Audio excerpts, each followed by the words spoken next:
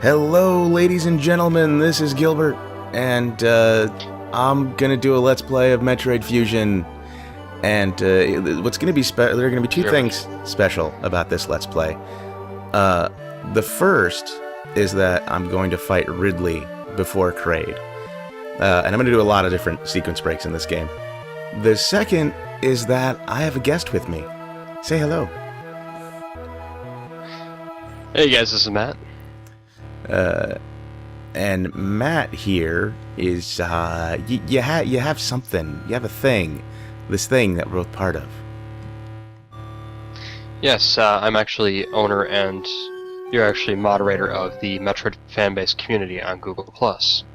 Woohoo! Now, a lot of people on YouTube hate Google Plus right now, and I don't blame them, but, Google Plus is fine, I think. I like it well enough. So, alright, let's see. We're going to do a new game here. I am not going to erase my Metroid thing here. But I am going to play on normal.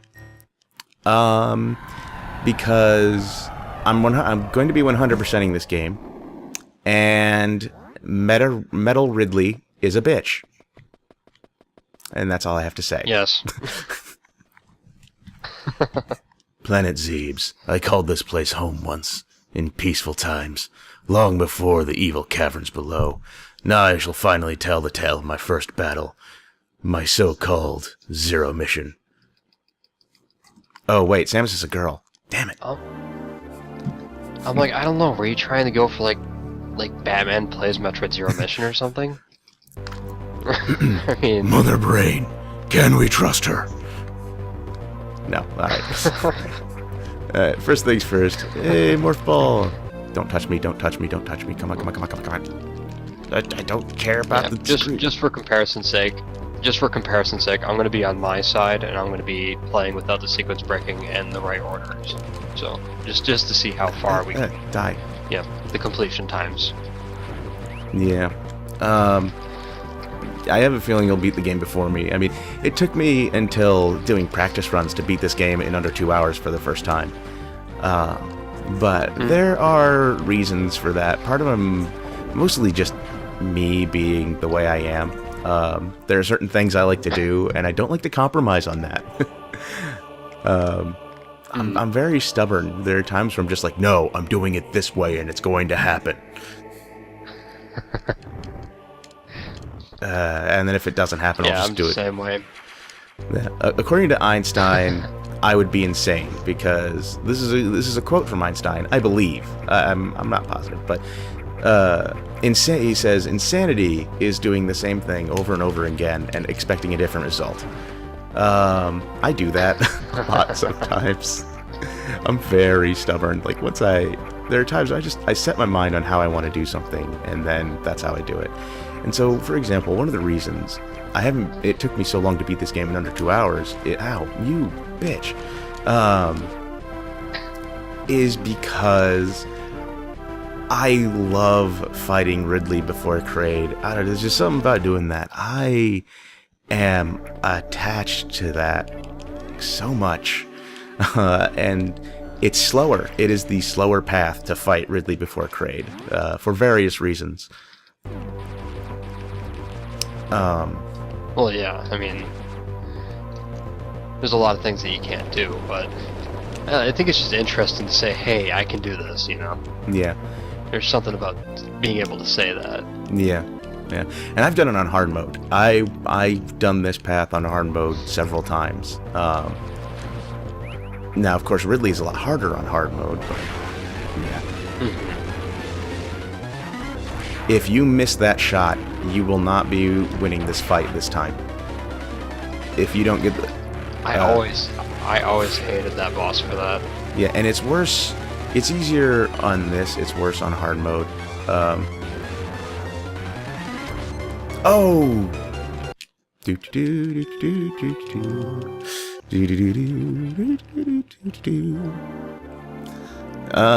That might happen a couple times during this Let's Play. I tend to do that when I play this game. Like I said, I get stubborn. And if things don't go my way, I want to do it again and again and again. Until they do. Yeah, it's but like I just got the long beam and I'm heading over to Norfair on my end, so. yeah, I'm gonna be sequence breaking the hell out of this game. I'm gonna be getting the freaking Berea suit shortly here. And I gotta say, doing this guy. Yes, give it to me. Come on, hurry up. There we go. There we go. Only takes 3 shots, even on hard mode. But I will say, this guy is even more of a pain in the ass on hard mode because you have even less time for that first shot. And just less. And if you miss once, if you miss one shot, you've lost it. You have to do this fight Like perfectly on hard mode. Yeah. Yeah, I mean, it's definitely a pain. And now this next part I'm gonna go for bombs next, before the long beam. I actually used to go back and get the long beam, then go for bombs. But it's just the path I take. It's way more convenient to get the long beam after I get the bombs and the Varia suit. But here's the thing: the last couple times I played this game, and it's the reason I've just saved again and done it this way before getting the long beam. I've died at this next part with the hives, because you have to get close enough to where the bee things will see you basically and start coming after you.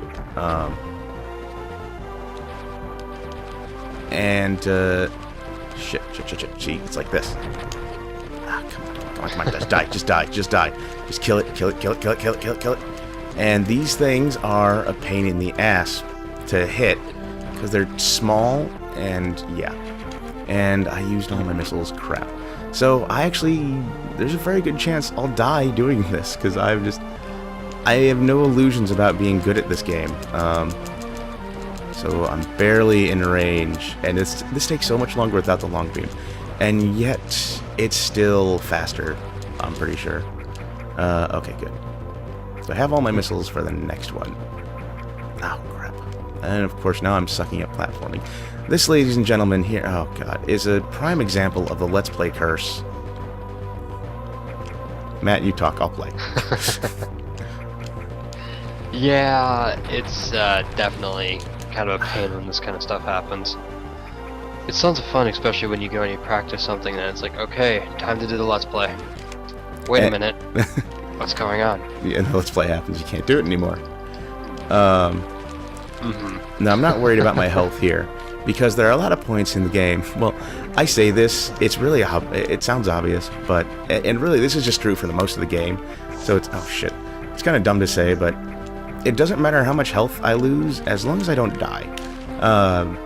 Yeah. Though that's certainly not... there are parts of the game where that's not true, where if you lose too much health, you're going to be screwed later. But that's one of those points, because there's that energy tank there, where, the energy tank will fill up my health. So, as long as I don't die to those bee things... Oh, God. Why am I having trouble with this guy? I was trying to skip him, but then he just decided to be a complete bastard.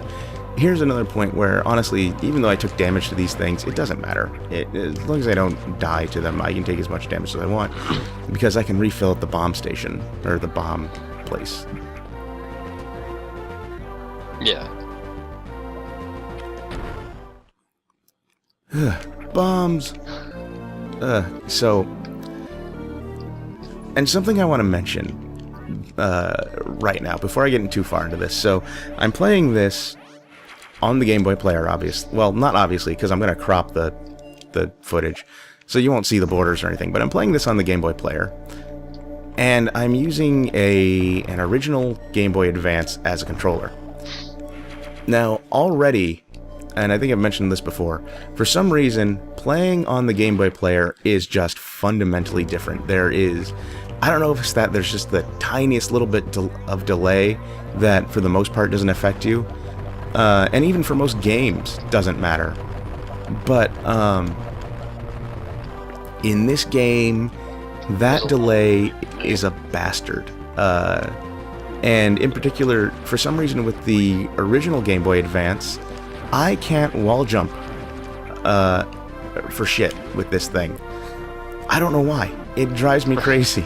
it does not work. However, when I play this on my Game Boy SP, it's fine. Yeah, it's odd when that kind of stuff happens. Especially when no other game really suffers from it. Yeah. And right now I'm failing. Okay, I do have to point out the really nice use of parallax to add more depth to the scene is really nice. Ugh. And just in case, of course, people who don't know what parallax is, it's when you have multiple images. Like for instance, here you have the foreground and the background, and they scroll at different speeds to give it more depth, and to give the appearance more depth. It's a really nice, easy trick to use, especially in the older sprite-based games. And of course, the original Brainstar theme just sounds amazing in this game.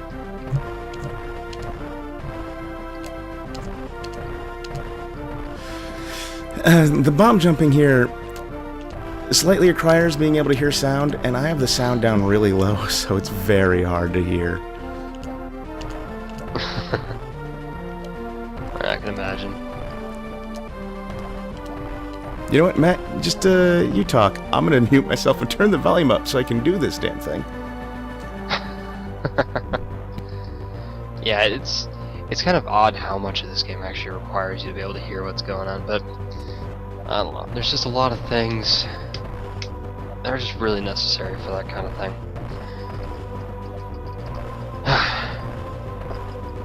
Yeah, right now I know he's way far ahead from me because I just had like the dumbest stupid moment that I could ever have, and I went the complete wrong direction.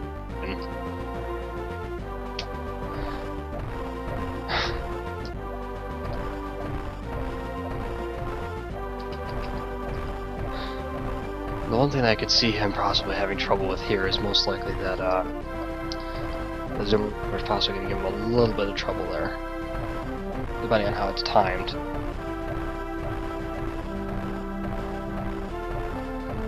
See, it looks like he's almost getting there. Nope. But yeah, it is a lot harder to do these kind of things than it actually does look. I know I've definitely tried to do some of these things, and it takes a long time and a lot of practice to actually get close to doing that. And you have that zoomer just have a little bit of fun there. But definitely, any kind of sequence breaking that you can do, it's sometimes well worth it, or it's just kind of neat, you know, to say, hey, I did this when I really shouldn't be able to. So yeah, that's definitely pretty neat when that actually happens.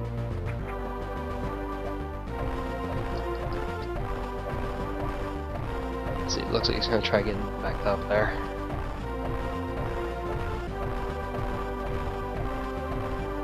Looks like he's got his rhythm going pretty well. Will the zoomer be a problem? A little bit. Let's see if you can recover from that.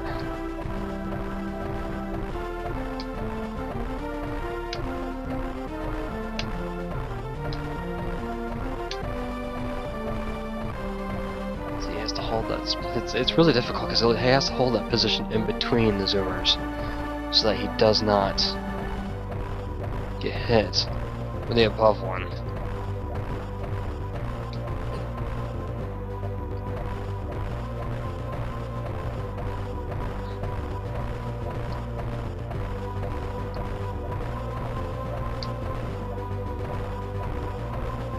Yeah, by the looks of things, he's definitely way ahead of me. Of course, this allows good time for catch up.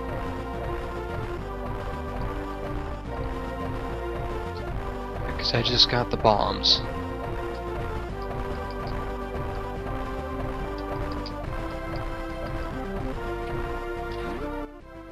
Oh. Yep, he just made it. Oh my god. For fuck's sakes, I want to kill something. Give me something cute and furry so that I might kill it. Oh, well, yes. How about Ridley from Metroid Other M? Also bring a little girl because I want to do it in front of her. I want to hear her tears. Christ. Yeah, I was just saying, it's a lot harder to do that, than it actually looks. Yeah, I mean, it wasn't even just... I mean, I took my headphones off just so I could hear better. And the funny thing is, before I was recording this, I was doing it like a pro. I'm like, yeah, no problem, bump, bump, bump, bump, bump. And I could even I even had the timing down enough where I could do it quicker and get up faster, which I actually did the time I actually did it, but... Oh my god. Driving me crazy. Now, I'm gonna save here, and I'm glad I have full energy, because that means I get more attempts at the Varia suit before I die. Which... Yeah. At this point is very likely.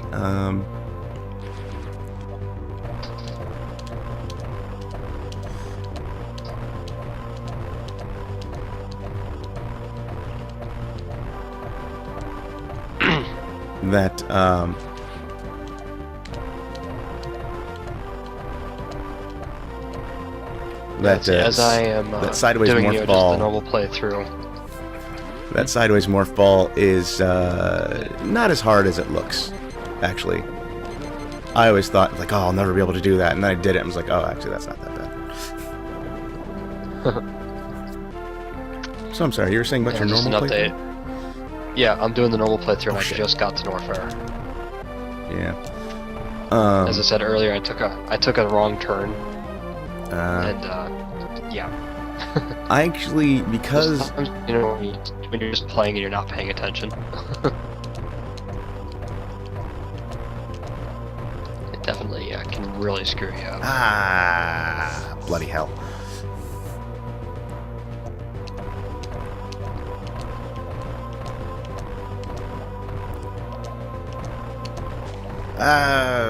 The timing here, I mean, it's not like it's different, it's just, it seems different, so it screws you up. It has to be perfect. It does.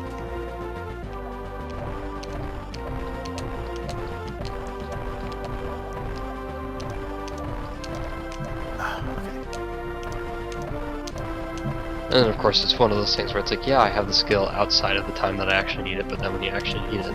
Yeah, yeah. The problem is, I have to... So the sound for dropping a bomb and the sound of the morph ball landing on the ground is exactly the same sound effect. And that's what screws me up, because your morph ball bounces there, so you go bump, bump, and then you're pressing a bomb, which is the same sound effect.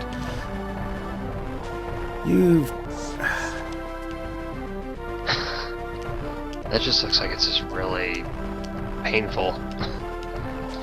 Well, it is with the lava. Well, acid, but...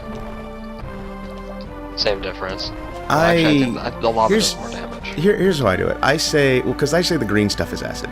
I say this stuff is lava, even though it's still inside a cave, so it's still technically magma. But I call the other stuff that's boiling, I call that magma. But yeah, and I used to sequence break this by, like, because you have to get the power grip and the ice beam before you go to Kraid. There's no reason you can't come up here and get the Varia suit. But it's still not really convenient to do. So... Yeah. So it doesn't really save you any time at that point. You know, like, the only time it saves you time is if you do it now. There we go. And then that second one you actually don't have to do because you can catch it. Okay, so now here's the other hard part. No, fuck. Because now I have to run all the way back through the lava and back to this.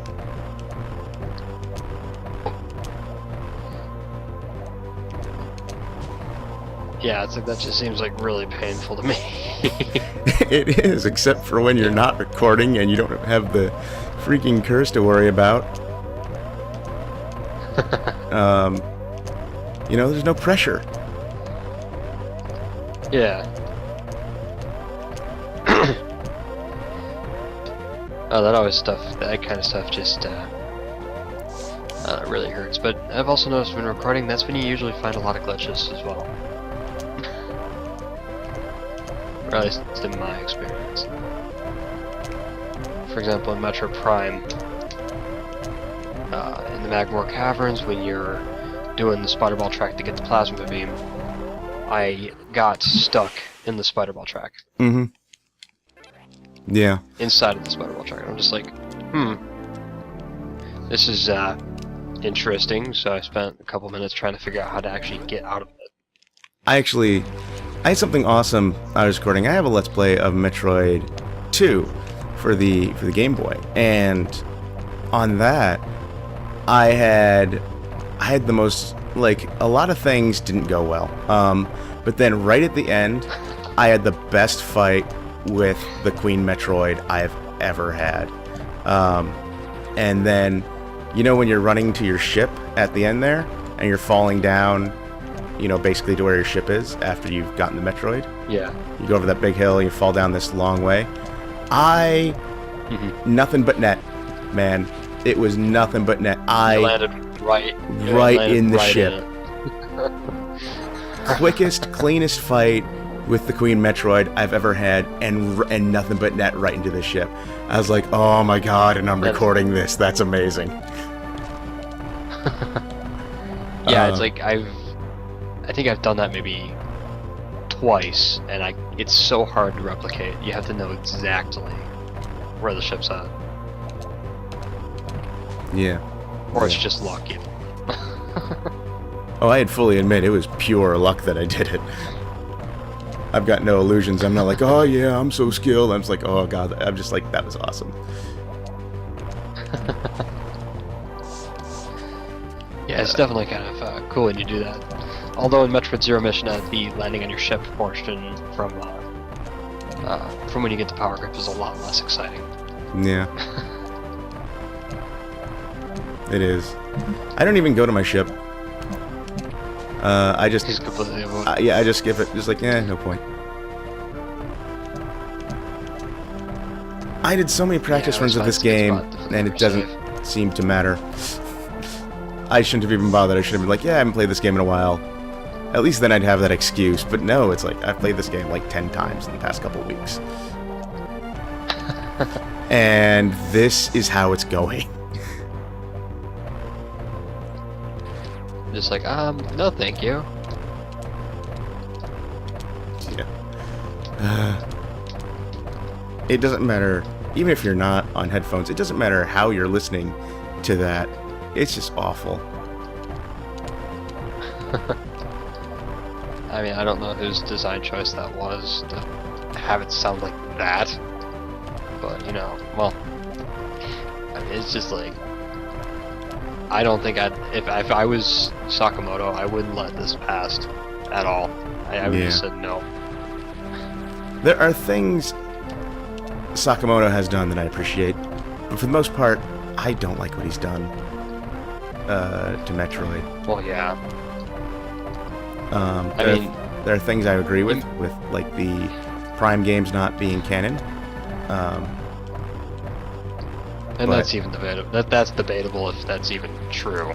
Well, I think it is. There's a clear difference, and my personal evidence is that there's a clear difference in the technology that the Galactic Federation has access to in Fusion and in the Prime games, you know? And I actually used to prefer the Prime games, but then lately I've actually changed my mind and switched.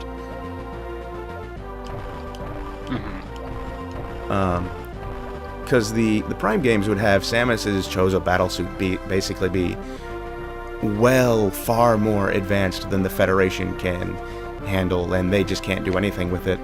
But the now canon timeline would have it be something that, no, they can screw with it and they can interface with it. They can't create something like it. They're not at that level, but they can, you know, they recognize that they can do stuff with it, you know? Yeah, like, for instance, they can put like in Metroid Fusion, how you could download new items and expansions. Yeah. Or, of course, you have like Metroid Other M, and the suit can actually be even overloaded by a simple freeze gun. Yeah. It shows definitely a lot more fragile battlesuit. Though I would totally... It's not... I wouldn't say fragile, but... And actually, that's one thing. If I was ever given control of the Metroid franchise, there are certain things of Other M that I would be like, no, that's not canon. For instance, the whole concentration thing, no. Certainly, Samus can call upon the suit and activate it with her mind, and remove it with her mind, but it is not... She doesn't have to concentrate to keep it on. That's stupid. I mean, in a way, that does go back to the manga, but the thing is for me is that the manga is so niche. Should it really be considered canon? Because so few people have actually read it. I kind of feel like it should, even though the X are not that great an enemy, and poorly named as well.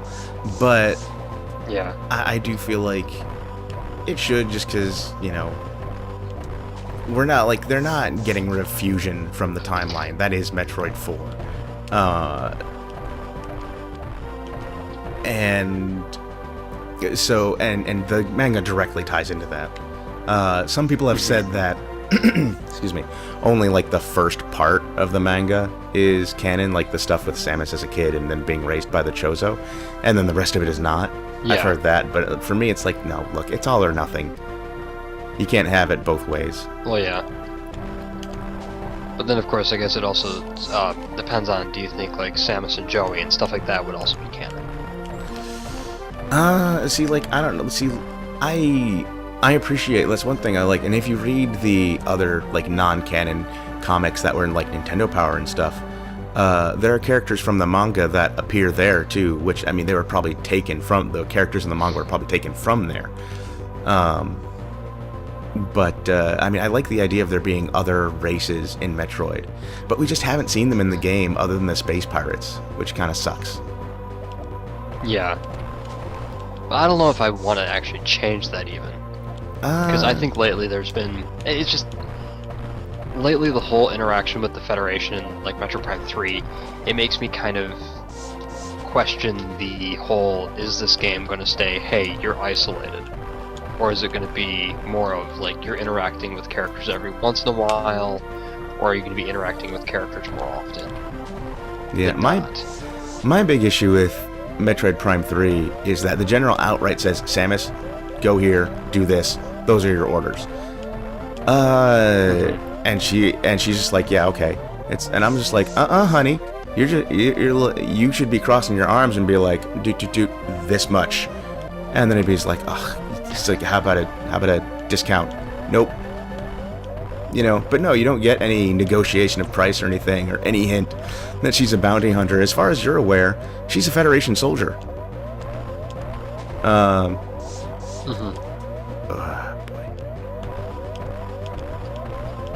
I mean, it just seems... Metroid Prime 3, the thing that I didn't like about it more is just... Well, it's kind of the same thing, but it's just the constant nagging from the Aurora unit. Yeah. Yeah, which, you know, I mean, Samus doesn't bat an eye at, even though it's clearly a fucking mother brain. And where it's just like, you know, this looks vaguely familiar. Yeah, it's like, I seem to recall something kind of like this. Whatever. I'm sure it's not important. Yeah, I mean, it's just like, I mean, especially when you see the Aurora unit at the end of the game. Yeah, I'm just like, this has a very yeah, mother brain feel. And of course, that's why they did it. It felt actually a lot. Yeah, I mean, that whole boss fight, I'm just like, this reminds me so much of the Flagra. Yeah. But I mean, it was just... Metroid Prime 3, I think...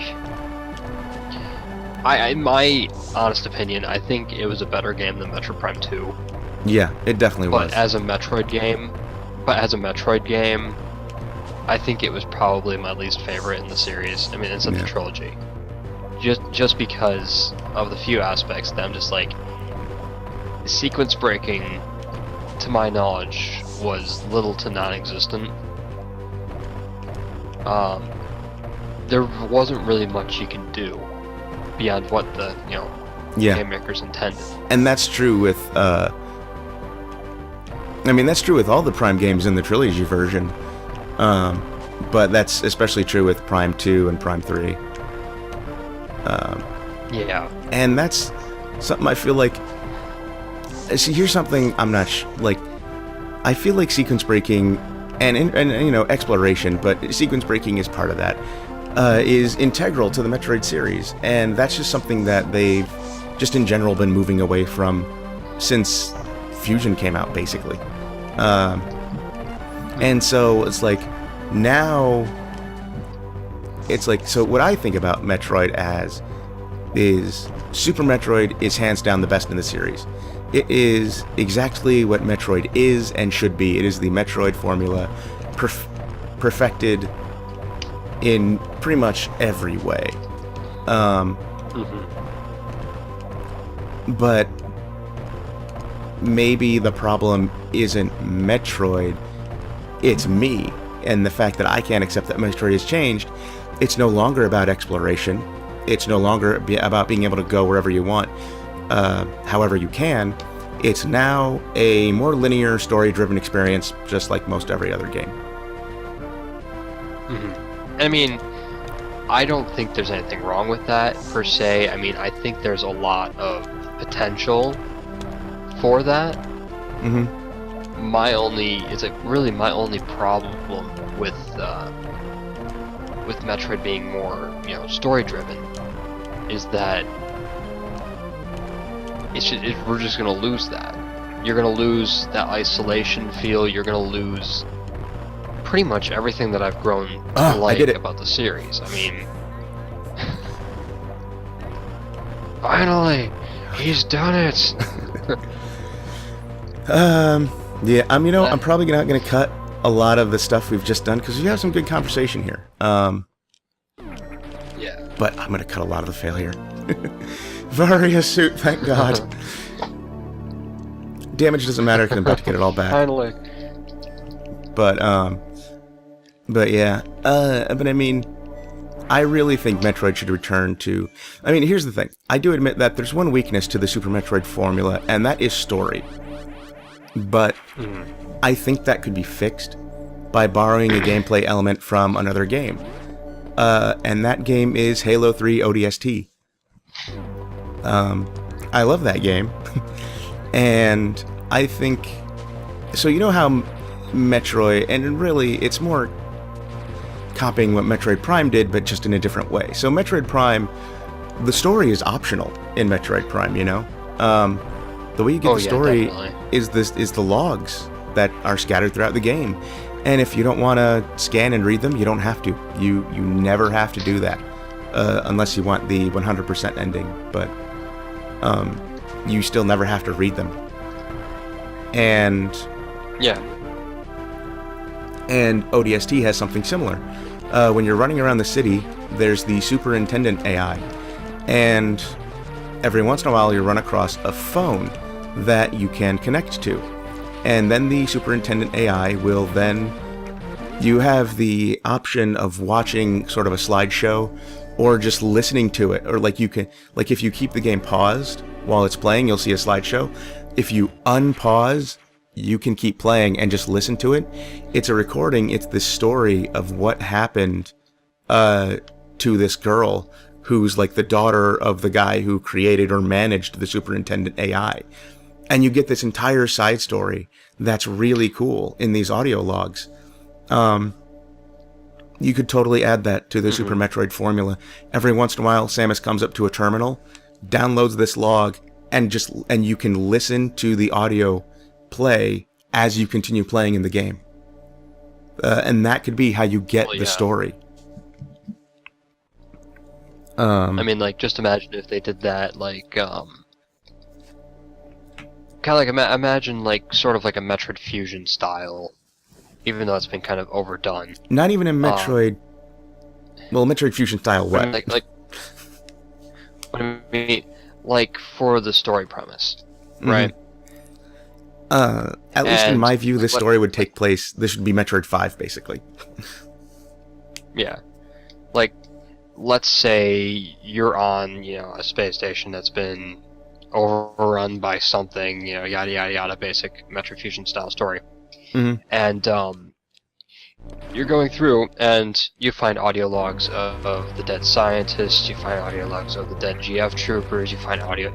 I can see that being really interesting, and again, making it optional like Metroid Prime, where it's like, hey, you can listen to it or you don't have to listen to it. Yeah, and that could work. I mean, that would work great. That would be a great addition to Super Metroid's formula. It wouldn't take too long for players to do it, and so it wouldn't have too much an effect on your time. Yeah. And it'd just be, you could just get a whole lot of different stories that way.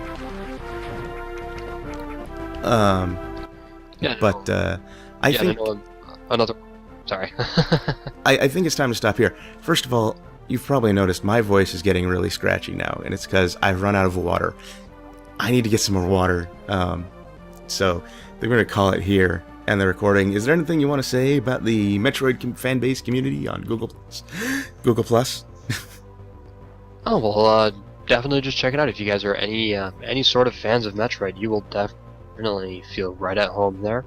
It's the biggest and the most alive community to date on the Google Plus itself. So it's definitely pretty neat to check out. If you guys don't know if you have a Google account, if you're watching this right now logged into YouTube, you have a Google account. Yeah. So I definitely recommend going and checking that out. I just want to clarify for the grammar Nazis, he doesn't mean the most alive community on Google Plus in general. He just means among the Metroid communities. Oh, yep. Just, sometimes you have to be specific. It's the internet. Some people are like, no, it is not the most blah, blah, blah, blah, blah. Whatever. Mm-hmm. All right. So anyway, I'll see you next time when I do more bomb jumping. All right, later, folks. See you guys later.